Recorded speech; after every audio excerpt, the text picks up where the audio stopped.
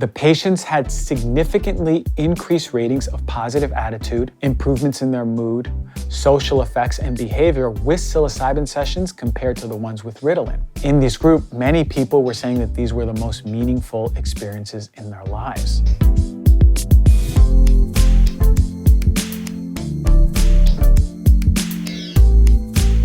All right, everyone, I want to talk a little bit about psilocybin. This is a constituent that you find in magic mushrooms, a constituent that's been demonized over time as dangerous.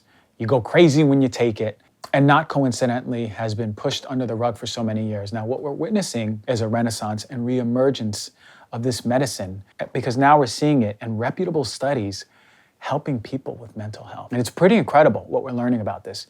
So even as recently, in February, Johns Hopkins published its study demonstrating substantial antidepressant effects of psilocybin-assisted therapy that were long-lasting for at least 12 months as per Psychedelic Finance, a wonderful page on Instagram. What we see is what? 75% of the patients reported significant improvements in their well-being and depression, and 58% had remission and no longer suffered from major depressive disorder up to 12 months later. That's pretty incredible because we're not seeing conventional medicines even coming close to that powerful. Now, before I go into this, I want to give a shout out to my research assistant, Michael Knox, soon to be doctor at Michigan State. Incredible at the work he does, an awesome researcher, and helps me a lot putting together the information for these shows. So shout out to you, Michael. Before we go into this nitty gritty, I want to tell you a little bit about the history, and it's going to be a short one because I know when you hear history, oh, here we go, let's sit down, and it's going to be a boring history. I'm going to give you a short little history about psilocybin. 1959, the scientist Albert Hofmann isolated the active principal ingredient, psilocybin, from mushrooms, from the mushroom Psilocybe mexicana. And it was sold worldwide to physicians for their use in psychotherapy. Immediately, they were using it.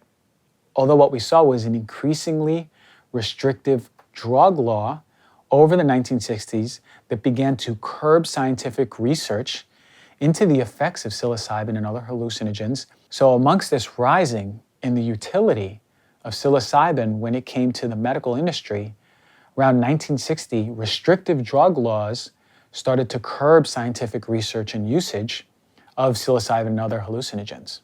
By 1970, there was a Controlled Substance Act that effectively put an end to psychedelic research, and they've been classified as Schedule I status since then. In 1992, the FDA, along with the National Institute of Drug Abuse, cleared the resumption of psychedelic research in the clinical stage. In 2019, Denver became the first U.S. city to decriminalize psilocybin. And other cities have begun to follow suit, including Oakland, Washington, D.C., and Santa Cruz. So what is the mechanism of psilocybin in our brains and in our body? How does it work? Well, it works on serotonin receptors, several of them, and it activates them throughout our brain. The hallucinations are thought to be caused by one of the particular receptors called 5-HT2A, which are located in the thalamus and cortex and control sensory processing. So what do we know from the research? Is psilocybin safe? The answer is it's pretty safe. Actually, it's really safe. There's no indications of drug abuse, persisting perception disorder, or prolonged psychosis when using psilocybin. Actually, and I'll say this very boldly, psilocybin is much safer than the number one most abused and dangerous drug out there, alcohol. So it's pretty interesting how this is a scheduled class 1 drug, whereas alcohol in itself, doing more damage personally and socially, is not of that schedule. Something to think about. Now, many raise the concern for psychedelic experience to trigger or exacerbate underlying or pre-existing mental health disease.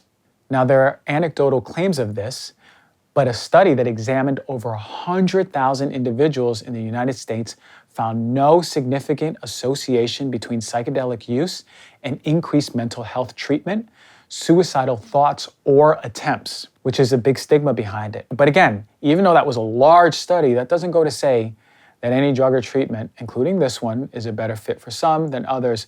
It should be used with caution and, of course, care. So we're starting to see that it's a lot safer than the government led us to believe back in the 70s. What conditions have been studied with psilocybin from mushrooms? Depression, anxiety, OCD, alcohol use disorder, tobacco use disorder.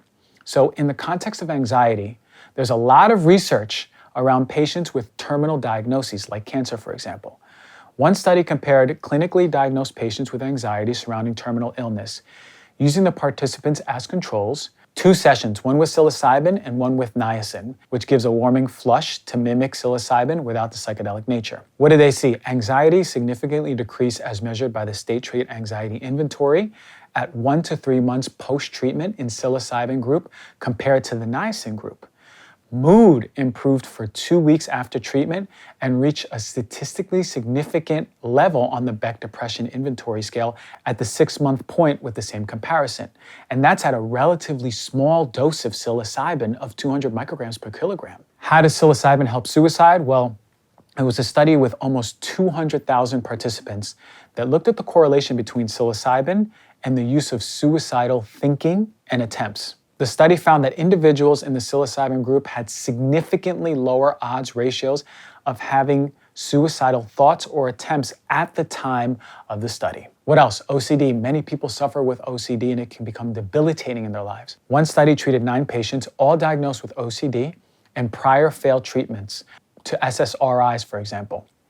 The 9 patients each received up to 4 different doses, 25 micrograms per kilogram, 100 micrograms per kilogram, 200 micrograms per kilogram, and 300 micrograms per kilogram, at least 1 week apart, and 88.9% of the patients showed a greater than or equal to 25% decrease in symptoms per the Yale-Brown Obsessive Compulsive Scale at the 24-hour mark. And 66.7% maintain a greater than or equal to 50% decrease in these scores at 24 hours post one of their testing doses.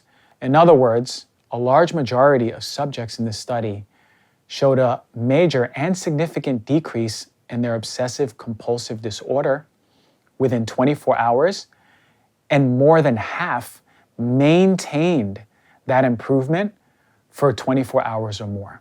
So what we see was that psilocybin was a really, really powerful agent in helping people with OCD. What about overall well-being? From a study in 2008, we looked at healthy volunteers, and the participants had 2 sessions, only one of which they were given psilocybin. The other one they were given Ritalin. At both 2-month post-drug sessions and 14-month follow-up, the patients had significantly increased ratings of positive attitude, improvements in their mood, social effects, and behavior with psilocybin sessions compared to the ones with Ritalin. In this group, many people were saying that these were the most meaningful experiences in their lives. Now, it's important to emphasize here the clinical use of psychedelics and what that means. These studies are conducted under very controlled environments, set, setting, and dosage, which is what I am an advocate for as a clinician. These medications work, and they help people who need it the most. But it's very important that they're done responsibly in a proper setting with a proper dosage. This is the way we can ensure that people are safe in their experiences. All right, what about alcohol dependency, the worst drug out there, and smoking cessation? Both are in their early phases of study, but it's looking promising. One research team concluded in a pilot study of psilocybin in the treatment of tobacco addiction, 15 participants were enrolled in a 15-week course of smoking cessation treatment that included psilocybin administration at weeks 5, 7, and 13. Participants had to smoke at least 10 cigarettes per day and have a history of unsuccessful quit attempts. Additionally, patients were excluded if they were taking any medications, including nicotine replacement therapy. Patients underwent a 4-week period of cognitive behavioral therapy while still using cigarettes. What are the results? 80% of the participants remain abstinent at 6-month follow-up, which is the point at which the odds of the patient remaining abstinent significantly increase. It's pretty incredible that psilocybin was able to help these patients hit that point in their cessation journey at 6 months, which automatically begins to increase significantly their odds of staying off of alcohol or smoking dependence. As a clinician, it's very important for me to advocate behind what's helping people, right? For me, the question is always, is it safe and is it effective? And if it is safe and it is effective, then to me the question is, why isn't it more widely available? Because we see psilocybin in many ways working more powerfully than many of the go-to conventional medicines. Now, There's a lot of research to be done. There's a lot of time to be had. There's a lot that needs to unfold in this field. But the two questions, my biggest concerns as a clinician, have been answered. It is safe and it is effective. So what that means is that it puts us in a place to start removing that stigma that has been building up over time and start opening ourselves to seeing these not as drugs, but as medicines. Because in the context of studies that we're seeing, they are medicines, and powerful ones at that. There you go. I had to talk about psilocybin in my own way. We had a lot of people talk about it, but I really hope this opened up your mind and started breaking down that stigma that is as old and antiquated as the class scheduling, which was given in the 1970s.